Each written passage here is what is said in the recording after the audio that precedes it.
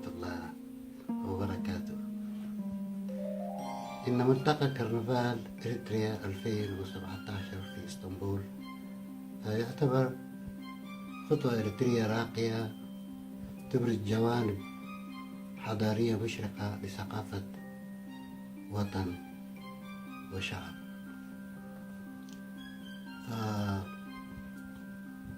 في إطار مشروع احتفالي ثقافي وفني يجمع أبناء الوطن الواحد في قلب عاصمة الشرق والغرب في اسطنبول. ألتقيكم هناك إن شاء الله.